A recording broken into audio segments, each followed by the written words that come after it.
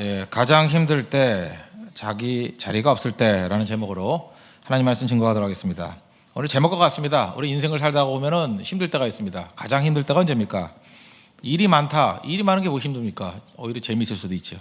바쁠 때, 바쁘다고 힘들지 않죠. 사실은 제일 힘들 때는 자기 위치가 없을 때예요. 자기 자리가 없을 때. 이런 경험 해보셨습니까? 제가 KTX를 좀 타고 다닌 적이 있었는데, 이제 지방에 뭐 이렇게 강의를 하거나 그럴 때, KTX에서 혼돈이 되는 시간대가 있는 것 같아요. 지금은 바뀌었는지 모르겠지만 아침 8시 기차가 있고요, 8시 10분 기차가 있어요. 근데 저는 정확히 탔어요. 그래서 이렇게 탔는데 제 자리에 누가 앉아 있는 거예요. 그래서 어떻게 됐냐 그랬더니 자기 자리에 맞대요. 뭐 더 싸우기 싫어가지고 그냥 안내 보는 사람이 오는지 기다리고 있었는데, 그냥 그분이 뭐라 그러냐면 자기 부산 사람인데 자기 올해 여러 번 타봤다는 거예요. 검사라도 안 온대. 그냥 빈자리 많은데 뭐 시비 그냥 아무데나 앉으래요. 또 어떤 일리가 있더라고. 그래서 그냥 아무데나 앉았어요. 그랬더니 뭐 조금 내려가니까 뭐 천안쯤 되니까 또 누가 타더라고요. 타더니 자기 자리래 또. 나 뭐예요? 그래서 잠깐만 이리저리 밀리다가 도저히 안 되겠다 싶어서 그 영무원 지나가길래 불렀죠. 이건 내 자리인데 자꾸 저분이 앉아 계신다고. 시간표를 봤더니 뭐 아니나 다를까 제가 예상했던 대로였어요. 그죠? 기차가 8시 기차인데 8시 10분 표를 들고 오신 분이 거기 앉아 있는 거예요. 자리는 맞는데 시간이 틀린 거죠. 그러면서 이제 그분이 또 헤매기 시작하는 거예요. 그죠? 뭐 여기저기 왔다 갔다 하면서 뭐 그것도 10분 기차는 또 서는 역이 있고 안 서는 역이 그렇더라고요. 예, 그래서 맞추지 못해가지고 이제 우왕좌왕하는 모습을 봤습니다. 참 보니까 불쌍하더라고요. 그죠? 예, 연세도 좀 드신 분인데 자기 부산 사람에서 여러 번 봤다 그러는데 정말 부산하게 왔다 갔다 하더라고요. 예. 그때 느꼈던 게 그거였어요. 자기 자리 없을 때 정말 힘든 겁니다. 그죠? 자기 자리 없을 때. 우리 인생도 마찬가지입니다. 하나님께서 이 민수기에서 우리에게 보여주는 게 뭔지 아십니까? 행진할 때, 행군할 때 정확한 자기의 자리가 있어요. 아무데나 서서 가는 게 아니고 자리를 다 정해놨다는 것입니다. 그래서 오늘 이 자리 한번 살펴보려고 그래요. 자기 자리가 얼마나 중요한지, 위치가 얼마나 중요한지 그걸 깨우쳐 준다는 것입니다. 첫 번째 우리가 먼저 깨우쳐야 되는 건 뭐냐면, 첫 번째는 광야 생활한다고 오합지졸로 살지 말라는 거예요. 그래서 자리 정해준 거죠. 2장 2절 보십시오. 이스라엘 자손은 각각 자기의 진영의 군기와 자기의 조상의 가문의 기호 곁에 진을 치되 회망을 향하여 사방으로 치라. 자기 포지션이 다 있다는 거예요. 깃발 아래 모이라는 것입니다. 지금도 신앙생활 할 때 교회 등록도 안 하고 뭐 그럴 수 있죠. 숨어서 뭐 팀 모임도 안 하고 어디 소속도 안 하고 그러면 성장이 있을 것 같죠. 그게 없다라는 거예요. 하나님의 원칙은 뭐냐 하면 하나님의 공동체 안에서 깃발 아래 자기 정확한 포지션에서 일하라는 거예요. 내 신분이 어디고 어디 위치 있습니까? 이렇게 물어보면 난 여기입니다 라고 얘기하고 살라는 거예요. 이렇게 뭐 어정쩡하게 살지 말고, 이게 광야 생활할 때의 하나님 백성들의 자세라는 것입니다. 그리고 항상 준비하고 사십시오. 오합질로 살지 말고 새벽에 나올 때도 좀 멋지게 하고 나오십시오. 그죠? 이렇게 불 켜면 혼비백산에서 도망치려고 그러지 말고. 왜 맨날 모자 안 쓰고 나와요? 머리 감고 나오세요. 그죠? 그리고 어떤 때는 좀 이렇게 좀 이상한 분도 있어요. 귀신 같고 막 화장하기 이전과 이후가 그렇게 차이가 나는지 몰랐어요. 그죠? 화장을 줄이든지 아니면 하려면 제대로 하든지 어정쩡하게 하면은 그걸 강시라 그러거든요. 산 건지 죽은 건지 잘 모르겠는 그런 거예요. 위치 잘 잡았고 살라는 것입니다. 위치가 중요한 건데 낮밤 바뀐 사람도 별로 안 좋죠. 이렇게 저도 모르게 사역을 하다 보면 새벽기도 하고 이렇게 하다 보면 낮밤이 바뀔 때가 있어요. 너무 피곤해서 밤을 꼬박 샌 적이 있고, 그다음 또 낮에 자다 보면 이렇게 낮밤이 바뀌고, 그때부터 리듬이 깨지니까 힘들어진다는 거예요. 규칙적으로 살라는 거예요. 규칙적으로. 밥도 3끼만 먹으면 살 안 찐다 그랬죠.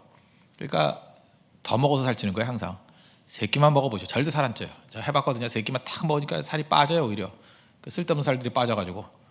근데 더 먹어요 우리가. 규칙이죠. 규칙이 그만큼 중요하다는 것입니다. 2절 보니까 3절 보니까 20세 이상으로 싸움에 나갈 만한 사람들 다 모으라 그랬죠. 여기서 할 수 있는 게 뭐예요? 일꾼대라는 거죠. 일꾼. 우리 인생이 뭔가 도움이 되는 존재가 돼야지 짐이 되는 존재가 되서는 안 된다. 그걸 우리에게 보여주고 있다는 것입니다.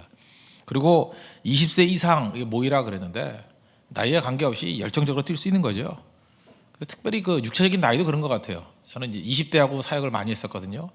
20대가 이렇게 모이잖아요. 20대가 몇천 명이 딱 모이면은 온도가 2, 3도 정도 올라가요. 진짜 올라가요. 막 뜨끈뜨끈해서 막 더워요. 50대가 한 2, 3천 명 모이면은 온도가 내려가요. 이렇게. 근데 그거는 육체적인 나이가 아니라 사실은 그 영적인 나이일 수도 있어요. 그렇지만 성령으로 충만한 사람들이 모이면은 60대가 모여도요 온도가 올라가요. 갈렙 같은 사람이 한 2, 3천 명 모였다고 생각해 보십시오. 그러면 85세에도 이산지를 내게 주소서 하는 사람들 얼마나 뜨겁겠어요. 늙어간다는 게 뭔지 아십니까? 온도가 떨어지는 거예요. 온도가 떨어지면 그때부터 늙어가는 겁니다. 절대 온도 떨어지지 마십시오. 오늘도 이렇게 네팔 선교팀 나와서 특송을 하는데 왜 이렇게 슬프죠? 예. 좀 힘차게 부르지, 힘차게. 그죠? 굳이 영어로 해. 그냥 한국말로 힘차게 부르면 되지. 행진곡 부르시. 399장 뭐 이런 거 부르고 그죠? 이렇게 힘차게 변찮는 주님의 사랑과 이렇게 부르기 참 좋아요. 힘차게 힘을 보여주는 거지. 가사 전달도 안 돼. 걔네들 영어 잘 못해요. 그러니까 힘차게 하라고 하든 힘차게 의욕이 넘치게 굉장히 중요한 겁니다. 여기서 진 체제를 갖춰가지고 나가라. 이유가 뭔지 아시겠죠? 예, 우리가 하나님 앞에서 가져야 될 것들이 뭐냐? 오합지졸되지 말라는 것입니다. 기본 전제고. 이스라엘 백성들이 이제 동쪽으로 전진해 가니까 1대, 2대, 3대, 4대 이게 진영이 있어요. 세 지파씩. 그래서 1대는 동쪽 지파예요. 동쪽. 2대가 어디겠어요? 남쪽. 3대가 어디겠어요? 서쪽. 4대가 북쪽. 그래서 이걸 진행을 어떻게 하느냐 하면은 이게 우르르 몰려서 같이 갈 수가 없잖아요. 그러니까 1대가 가고 2대가 가고 그 다음에 가운데 회막이 가는 거예요.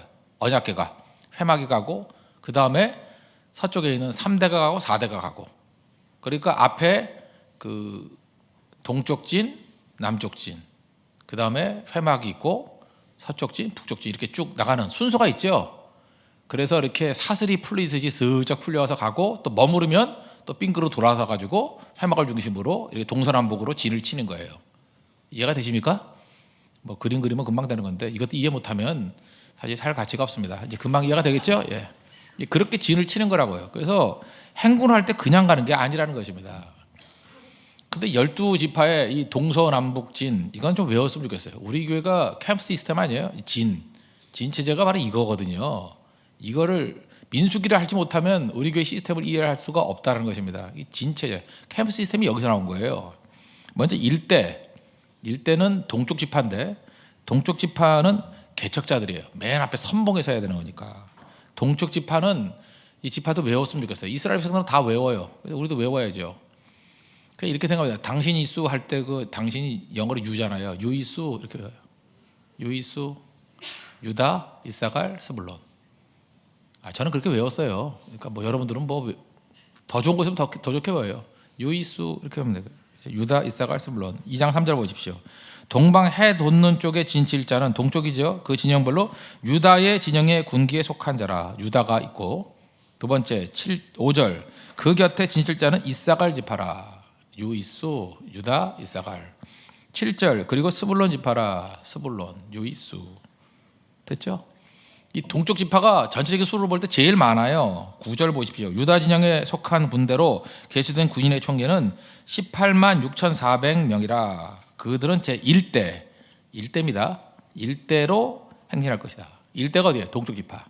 18만 6,400. 숫자도 제일 많아요. 여기서 할 수 있는 게 뭐예요? 선봉에 서는 사람들은 숫자가 많아야 됩니다. 그죠? 우리 교회 안에서도 어떤 일을 할 때 선봉에 서는 사람들이 있어요. 선봉에 서는 진들은 이 꼭 공평해야 되는 거 아니에요. Life is not fair. 절대로 공평한 게 아니라니까요. 1대는 1대에 맞는 사람들을 붙인다고요. 다 뭉쳐서 가는 거예요. 제일 숫자가 많습니다.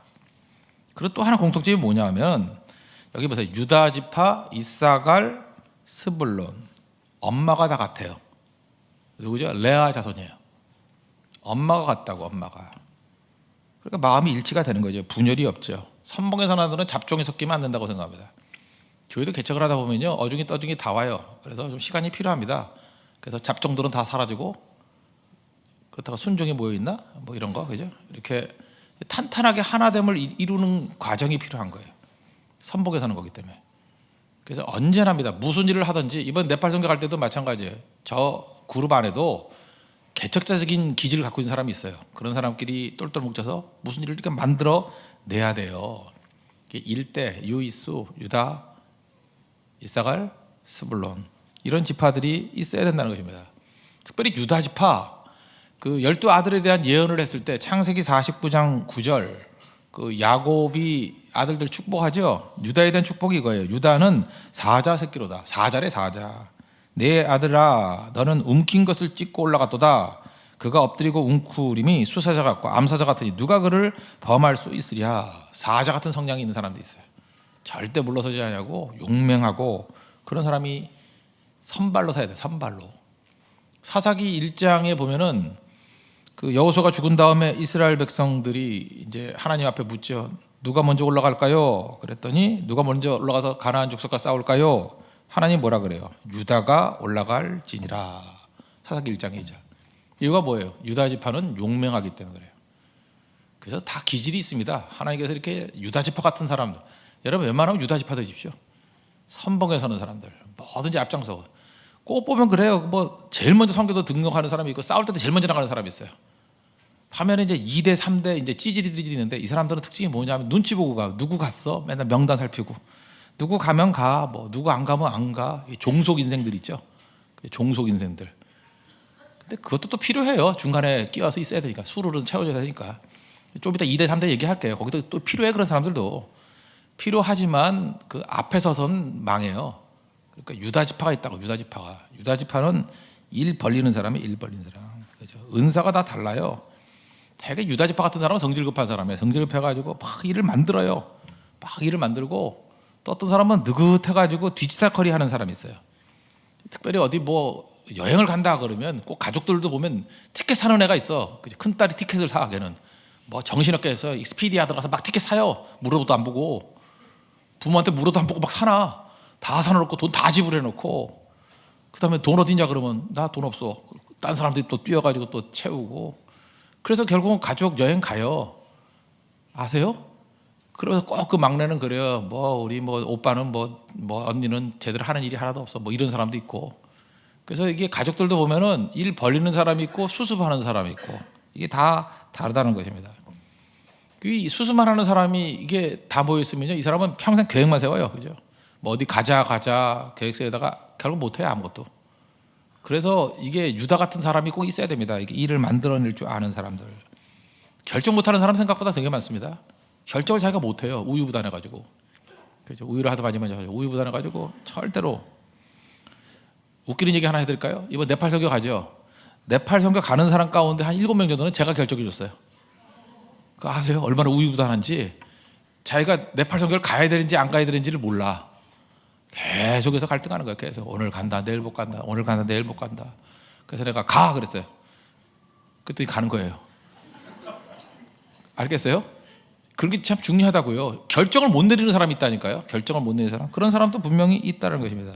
그래서 일본 기업 그 속담에 이런 말이 있대요. 일본 얘기니까 신규 프로젝트를 할 때는 와세대 대학 출신에게 맡기래요. 그렇지만 실패하거든 뒤치다거리는 동경대학 출신에게 맡기래. 그러니까 와세대 대학 그러면은 뭐 우리나라 뭐 한 고대쯤 되는 학교예요. 그죠? 이미지상. 그리고 동경대학은 한 서울대쯤 되는 뭐 그런 이미지겠죠. 예, 이미지상 그래요. 개이오 같은 데가 한 연세대학 정도 되는 이미지고. 근데 와세대는 이제 고대 이미지가 좀 강하거든요. 이제 그런 사람한테 일 시키는 건 맡기래. 무식하게 막 무지개 나간다는 거예요, 그죠? 이제 서울대 출신들은 뭐 이렇게 뒤지다거리 한다. 이게 일본 얘기인데 우리나라도 좀 비슷한 것 같아요. 그죠? 개척자는 돌파하는 힘이 있어요. 그냥 뭐 막걸리 마시고 부딪히고 이런 애들이 좀 해야 돼요, 이건. 그죠? 머리 텅 비고 이런 애들이 해야 된다고. 근데 뒤치다거리는 이제 실수를 두려워하고 소극적이고 안전하고 뭐 이런 거. 근데 문제는 뭐냐면 서울대 출신도 아니면서 이런 사람들이 있어요. 그죠? 뭐 머리도 좋지도 않으면서 뭐 그 일도 제대로 안 하고 이게 참 문제죠. 그러니까 자기 포지션을 빨리 알아야 된다는 거예요. 내가 어떤 성향인가. 하여튼 개척자는 사자 같은 사람을 세워야 된다. 그걸 우리가 보여주고 있습니다. 2대 남쪽이죠. 남쪽에는 이렇게 왔어요. 류시 가시인데 그 유성령 후손이라고 하는 유시원이라는 배우 있죠. 유시원이 갓 쓰고 나왔다나 맨날 그렇게 외웠거든. 그래서 그림 하나 그려놓고 유시원이 갓 쓰고 나오는 거. 유시갓 외워져요? 나는 그게 되는데 여러분들은 안 되는지 모르겠어요. 그죠? 유이수, 유시갓. 그죠? 그러니까 뭐예요? 그 르는 르니까 루벤, 시므온. 갓은 가시지 뭐. 가시파. 그죠? 그래서 2장 10절을 보십시오. 2장 10절. 남쪽에는 르우벤 군대 진영의 군기가 있을 것이라. 12절. 그 곁에 진실자는 시므온 지파라. 유시, 르우벤, 시므온. 14절. 또 가시파라. 16절. 르우벤 진영에 속하여 계수된 군인의 총기는 15만 1,450명이라. 그들이 제2대로 행진할지니라. 그러니까 동쪽에 가면 그다음에 남쪽에 있는 2대가 또 가는 거예요. 뒤따라서 일직선으로. 2대의 특징은 뭐냐면 주로 온순한 사람들이에요. 약간 온순해요. 르우벤도 그렇고 좀 온순하잖아요. 온순한 사람들. 그래서 선봉하고는 다르게 2대에 서야 될 사람들이 또 있다고요. 뭐 자세한 설명을 안 합니다. 하여튼 2대에서는 이런 사람들이 있다. 온순함이 있다. 그리고 3대가 아니라 그 다음 가운데, 그 다음에 움직이는 게 회막이에요. 회막. 17절을 보십시오. 그 다음에 회막이 레위인의 진영과 함께 모든 진영의 중앙에 있어 행진하되 그들의 진친 순서대로 각 사람은 자기 위치에서 자기들의 길을 따라 앞으로 행진할지니라. 그러니까 회막, 이건 언약궤가 있는 장소죠. 무슨 얘기입니까? 언제나 예배가 중심이 된다. 머물렀을 때도 회막이 중심, 행진할 때에도 회막이 중심. 예배가 중요하다는 거예요. 예배가 깨지면 전체가 다 깨져버린다는 것입니다. 그래서 이스라엘 백성들이 하나가 되는 원리가 어디에 있어요? 예배에 있다는 거예요. 절대 예배를 포기하지 말라. 여러분 인생의 중심이 필요합니다. 오늘 젊은 예배 때도 설명했죠. 중심이 되기 위해서 필요한 게 예배예요. 그래서 교회가 질서가 언제 깨져버리냐? 예배가 무너져버리면 질서 다 깨져버려요. 근데 예배가 살아있으면 교회가 묘한 영적 질서가 생겨요. 그죠? 그래서 자기 위치를 찾게 되고 내가 무슨 일을 해야 될지를 깨닫게 된다는 것입니다. 예배만큼 중요한 건 없어요. 여러분 하루하루가 흔들리지 않는 인생을 살려고 그러면 새벽 예배부터 드려야 됩니다. 새벽 예배 드리는 인생과 아닌 거는 하늘과 땅 차이요. 여러분이 아무리 힘쓰고 애쓴다 할지라도 그 차이는 따라갈 수 없다고 생각해요. 이게 질서의 문제이니까. 예배가 그만큼 중요하다는 것입니다. 예배가 중심이 되면은 주님이 돌봐주십니다. 그래서 우리 개혁주의 신앙에는 중요한 게 그거예요. 중심 신앙이거든요. 하나님 중심, 예배 중심, 교회 중심. 이게 중심의 중심. 중심이 돼야 살아나게 된다는 것입니다. 잘 보면 이게 머물러 있을 때 십자가 형태죠. 회막을 중심으로 동서남북 십자가로 돼 있잖아요. 십자가로 돼 있는데 이 십자가 형태예요. 제일 중심이 뭐예요? 회막 중심. 회막 안에 뭐가 있어요? 번제단 중심. 번제단 안에 뭐가 있어요? 짐승이 있어요. 희생 제물. 짐승에 뭐가 있어요? 피가 있어요. 피에는 뭐가 있어요? 죄가 있어요. 죄는 뭐가 있어요? 하나님이 용서하신 돌보심이 있다고. 그 중심 가다 보면 결국은 하나님을 만나게 된다는 거예요. 하나님은 우리를 만나고 싶어요. 그죠? 죄 씻어 주시면서 우리를 만나 주길 원한다고요. 그 회막이에요. 우리 인생이 하나님께 나가지 못하는 크나큰 장벽이 있는데 그게 죄거든요. 결국은 죄예요. 다시 보세요. 회막, 그 안에 번제단이 있고 번제단에 짐승이 있고 짐승에 피가 있고 피 안에 죄가 있다니까요. 그 죄 문제 때문에 하나님 앞에 나아갈 수가 없잖아요. 근데 그 문제를 그리스도의 보혈의 피로 씻어주셨잖아요. 그러면서 하나님이 그 자리에서 만나길 원하신다고. 그래서 예배 중심이라는 건 뭐냐면 하나님이 우리와 만나주시는 자리예요. 그게 우리 중심이 돼야 돼요. 하나님 만남이 우리 인생의 중심이 돼야 된다는 것입니다. 그러면 하나님을 중심으로 죄의 문제가 해결되면서 전체가 하나됨을 이루게 돼요. 요즘에 뭐 축구 시합할 때 뭐 원팀 이런 얘기를 하는데 교회보다 더 중요한 원팀은 없어요. 어떻게 원팀이 되는지 알아요? 예배입니다. 묘해요. 하나가 되려고 그러는데 하나가 되는 거에 방해가 될 때 보면 꼭 예배에 참석 안 해. 꼭 어디 딴 데 도망쳐버리고. 참 이상해요. 뭐 딴 거 할 땐 다 모이다가 예배할 때 다 도망쳐. 조금 전까지 밥 먹고 놀다가 예배할 때 도망친 사람 분명히 있을 거라고. 6시 50분까지 보이다가 지금 안 보이는 사람이 있을 거라고. 그 묘한 영적인 세력이 역사하는 거예요. 그게 하나 되지 못해요. 예배같이 드리지 않으면 하나 되지 못해요. 부부도 마찬가지예요. 부부가 뭐 같이 산다고 하나가 되는지 알아요? 예배같이 드려야 하나가 돼요. 참 안타까운 건 뭐냐 하면은 어떤 때는 사역자 가정도 그런 것 같아. 사역자도 그게 부부가 같이 이게 예배를 드리고 그래야 이게 사역의 방향이 있어 하나가 되는데 이 따로따로 해요. 그죠? 한 사람은 예배를 별로 소홀히 하고 뭐 애 때문에 그럴 수도 있고 뭐 여러 가지로 그러면 절대 하나 되지 못해요. 그러니까 굉장히 피곤해지는 거지 인생이. 형제들 잊지 마십시오. 얼굴만 예쁘고 날씬한데 예배 드리는 거 싫어하는 여자하고 결혼을 하잖아요. 평생 괴로워요. 평생 괴롭다고. 그 여자는 자꾸만 쇼핑에 가려고 그러고, 그죠? 가서 잠이나 자려고 그러고, 남자는 예배 드리려고 그러고. 그러면 맞지가 않아요. 남자가 믿음이 성장하면 성장할수록 여자가 뒤처지니까 이게 안 맞고. 옛날엔 반대였죠. 여자들은 점점 믿음이 좋아지고 남자들은 점점 나이롱이 되고, 그러니까 안 맞는 거예요. 부부간의 믿음의 수준이 안 맞는 게 얼마나 큰 고통인지 아십니까? 이건 어마어마한 고통이에요. 같이 가야 된다고. 교회도 마찬가지예요. 교회가 전반적인 수준에 있어서 믿음의 수준, 예배의 수준이 비슷해야 돼요. 그 숫자가 다수를 이루어야 돼요. 그러면 힘있게 나가는 거고, 그게 깨져버리면 힘들어진다는 것입니다. 요즘에 맨날 그런 얘기예요. 뭐 교회가 몇 명이 모여야 되느냐. 그럼 바보 같은 질문이 있어요. 몇 명이 교회가 되는 게 그렇게 어디서 성경에. 교회가 그 시대마다 틀린 거고 환경마다 틀린 거 될 수 있는데, 이럴 수 있어요. 10,000명이 모여도 하나가 되는 교회가 있어요. 알아요? 옛날에 뭐 여의도에서 이렇게 뭐 대형 집회할 때 보면은 100만 명이 모였는데 하나가 되더라고. 나 봤어요. 뭐 일시적인 거니까 그럴 수도 있겠지만, 10,000명이 모여도 하나가 되는 교회가 있고 100명이 모여도 4분의 1 된 교회 있어요. 알아요? 몇 명이 뭐 중요해요? 작게 모이면은 하나 된다고요? 그러던가요? 경험해 보셨어요? 세상에서 제일 무서운 게 둘이 싸울 때예요. 알아요? 그 여러 명이 싸울 때는 화해의 가능성인데, 둘이 싸우면 이거 해결이 없어. 하나 죽어야 되더라고. 둘이 싸울 때. 정말 이게 무서워요. 더 무서운 거 뭔지 알아요? 혼자 싸울 때. 혼자 자기와 자기가 싸워. 그걸 정신분열이라고 그러거든. 나와 나가 싸워. 내 안에 그 두 개의 인격이 싸워. 정신분열이에요. 나도 하나가 못 되는 사람이 있어요. 나 자신도 다중인격이 돼가지고 내 안에 내가 너무 많대. 가시나무새 같이 내 안에 내가 너무 많대. 그 정신분열이지 뭐. 얼마나 힘들어요? 아침 다르고 점심 다르고 저녁 다르고. 그러니까 내가 하나 되지 못해. 예배 드리면 하나 돼요. 둘이 싸울 때 이거 해결 못해요. 근데 둘이 예배만이 하나 되게 만들 수 있어요. 예배만이. 그래서 성경의 이상이 뭐예요? 시편 133편 1절. 형제가 서로 연합해 하나 되면 어찌 그리 선하고 아름다운고. 언제 그게 가능해요? 예배. 그래서 여러분들이 하나님 말씀이 들리고 예배 은혜가 있는 교회를 다녀야 하나됨의 능력, 원팀이 나와요. 원팀이. 그거 없으면 절대로 원팀이 안 됩니다. 이 다양한 사람이 모이는데 어떻게 하나가 돼요? 하나가 될 리가 없죠. 뭐 얼굴만 쳐다봐도 막 분노가 치밀어 오르는데, 화병이 올라오는데.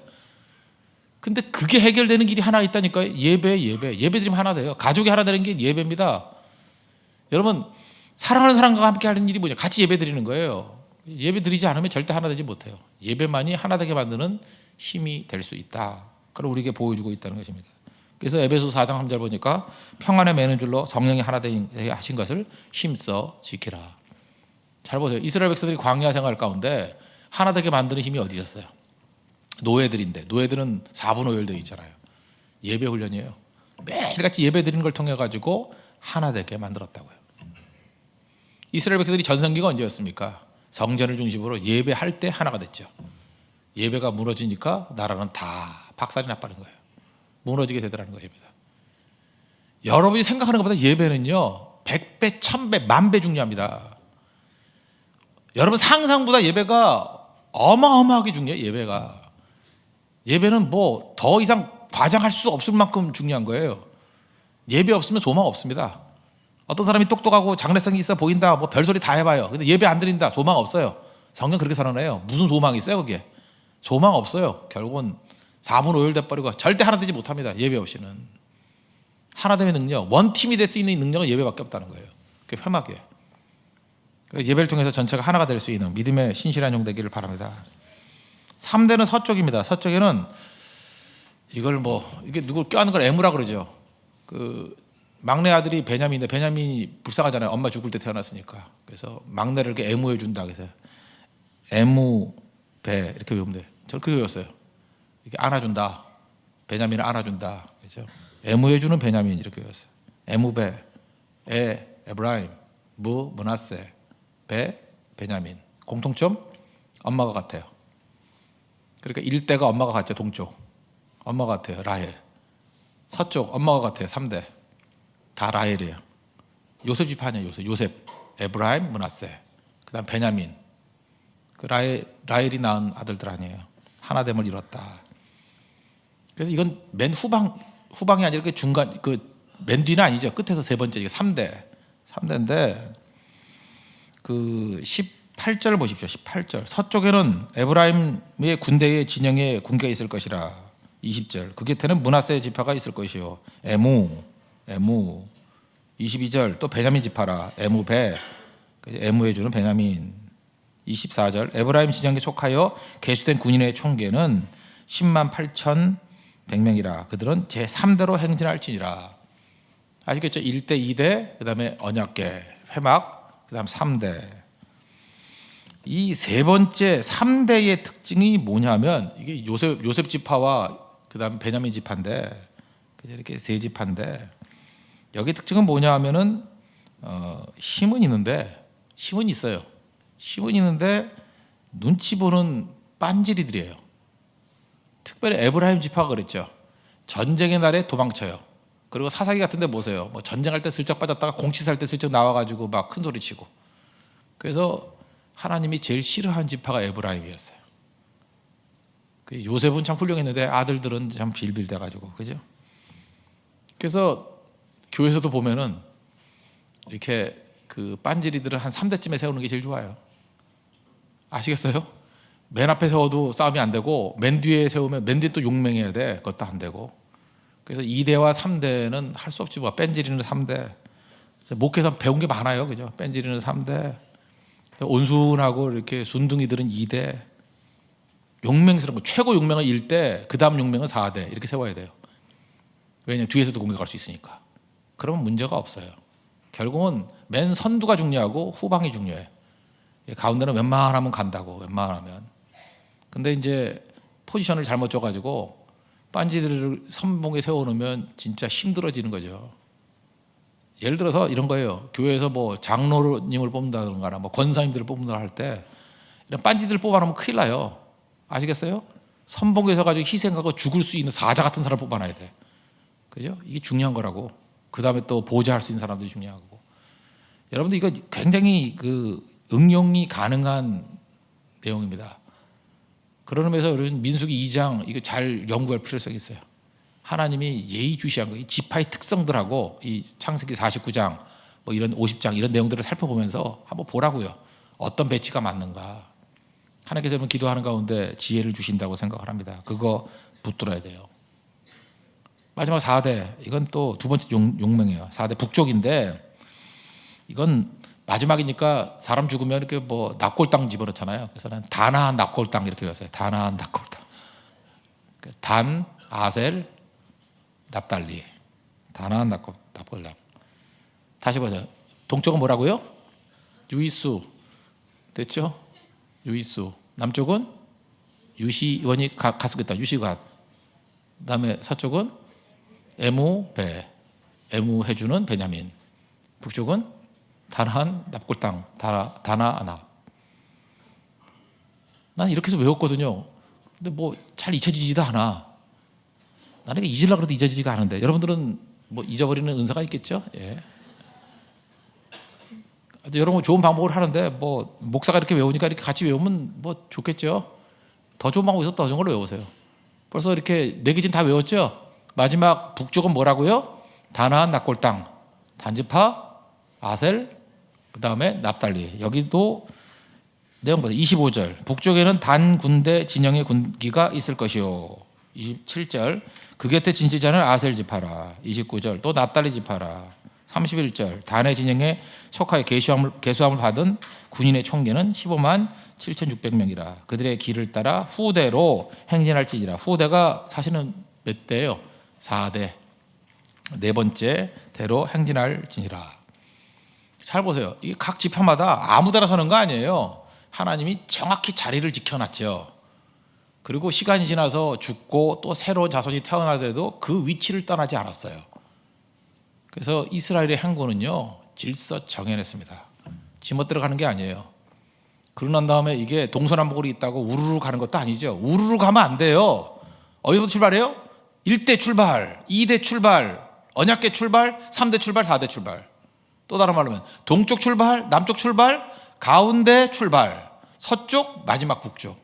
그러니까 사슬 풀리듯이 이렇게 체인 풀리듯이 쫙 풀려서 가고 멈출 때는 어떻게 해야 돼요? 동쪽부터 서고 그 다음에 남쪽이 옆으로 가서 서고 가운데 언약궤 오고 그 다음에 서쪽 서고 북쪽이 옆에 가서 붙고 아시겠죠? 구름기둥이 서면 그렇게 서고 가면은 뭐부터 출발해요? 동쪽부터 출발, 남쪽 출발, 언약궤 서쪽 북쪽 이게 풀리듯이 감듯이 풀리듯이 감듯이 이게 교회예요. 그래서 교회가 진 시스템이 잘 돼 있으면요, 이 캠프 시스템이 잘 돼 있으면은 평상시 조직이 전투 조직이에요. 전투도 이렇게 했다고. 그래서 출발 그러면 이 선두에 지는 진이 출발하고 멈추면 다시 진을 짜고 또 나가서 싸우고 전진하고 그 모든 자기 포지션이 있는 거예요. 위치가 있는 거예요. 이게 교회입니다. 그래서 전체적으로 원팀이 돼요. 원팀. 이 역할을 잘 감당할 수 있는 믿음의 정도이길 바랍니다. 이걸 보면은 각자의 위치가 있다는 거죠. 자기 위치를 떠나지 말아야 된다는 것입니다. 그래서 이거는 신약으로 넘어오면은 은사의 원리하고 너무 비슷한 것 같아요. 고린도전서 12장에 은사의 원리가 나오죠. 로마서 12장 은사의 원리가 나오죠. 각각의 은사대로 서 있는 거예요. 그 자리에. 비슷비슷해 보여도 달라요. 각각 다르다고 뭐 성향이 비슷해 보여도 얌전해 보인다고 똑같은 얌전한 게 아니에요. 역할이 달라요. 그래서 똑같다고 얘기하면 사람들이 화를 낸다고. 하나님이 여러분 각자 은사에 맞게 주신 게 있다고 그거 충성해야 돼요. 어떤 사람이 앞에 서가지고 그 사람만 들고 신나는 사람이 있었고 그거 해야 돼요. 근데 비슷하게 신나는데 그 사람이 하면 이상 기분 나쁜 사람이 있어요. 교만해 보이고 그 사람은 이제 딴 데서 짐꾼으로 뛰어야 돼. 뭐 이렇게 달라요. 비슷한데 달라요. 여러분 그거 보세요. 봄에 되면 이제 그 노란 꽃 개나리가 있어요. 또 프리지아가 있어요. 프리지아 달라요. 개나리한테 너 프리지아니 그러면 신경질 내요. 내가 왜 개나리지 프리지아야. 프리지아한테 너 개나리 그러면 날 뭐로 보는 거야. 상처 입어요. 노랗다고 다 그런 거 아니에요. 눈 작다고 다 전병욱 그러면 안 돼요. 상처 입어요. 저기 오다리 갔더니 뭐 저거 눈 작다고 비슷하다고 딴 사람한테 목사라 그러고 기분 나쁘죠. 상처 입어요. 상처 입어. 달라요. 유심히 봐야지. 다르다고. 백합 하얀 거 백합하고 카라하고 달라요. 영어에서는 칼라인데 한국에서는 카라 꽃이라고 그러는데 카라 알아요? 카라 달라요. 그죠? 백합한테 카라라 그러면 어디 카라냐고. 저리 카라 뭐라 카노 뭐 이게 다 그래서 그 화를 내죠. 그죠? 백합은 백합이고 카랑 카라고. 진짜 저 회주하는데 광어한테 도다리라 그러면 열받아요. 좌우로 눈 자태가 틀려요. 알아요? 광어가 화내요. 내가 왜 도다리냐고. 도다리도 화내요. 내가 왜 광어냐고. 내가 미친 거냐고. 명태도요. 이 명태 동태하고 황태하고 달라요. 아세요? 동태는 그냥 얼어버리는 게 동태고요. 황태는요. 얼렸다 녹았다 얼렸다 녹았다 해가지고 달라요. 황태한테 동태라 그러면 맞아요. 내가 비타민C가 얼마나 많은데 내가 왜 다르다고. 그런 의미에서 여러분 내 인생에 고난이 오잖아요. 고난이 오면 이기고 고난이 오면 이기고 그러면서 황태되는 거예요. 어떤 사람은 동태돼 버린 사람이 있어요. 고난이 오면 얼어버려. 그죠? 물론 그러다가 썩어버리는 먹태보다 낫지. 그죠? 그래 다 다르다고. 그래서 똑같은 명태도요. 환경에 적응하는 태도에 따라서 황태도 되고 동태도 되고 달라진다고. 똑같다고 얘기하지 말라고요. 지금 각 지파마다 이게 비슷한 성격도 있어요. 근데 자기가 하는 반응에 따라서 완전히 역할이 달라져요. 교회가 그런 겁니다. 하나님께서 여러분 각각 부르신 게 있어요. 참 묘한 게 뭐냐면 이번에도 네팔 선교 가는 걸 보니까 다 달라요. 사람들이. 근데 그 조화를 이루면서 조화 이루는 법을 배워야 돼요. 빨리 가서 내가 무슨 역할을 감당해야 되나. 이 성향을 볼 때 내가 일대구나. 그럼 일대 뚫고 나가는 거예요. 그죠? 그 오스트리안 캠프 올라갈 때도요.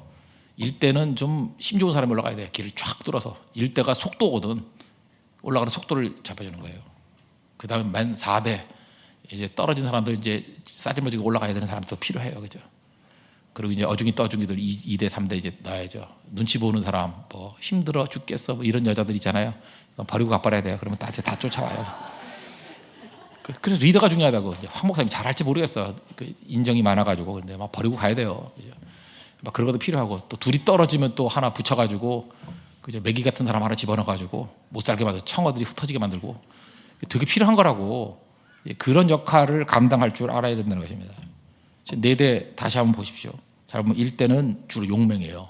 유이수, 유다, 이사갈, 스불론 용맹이에요.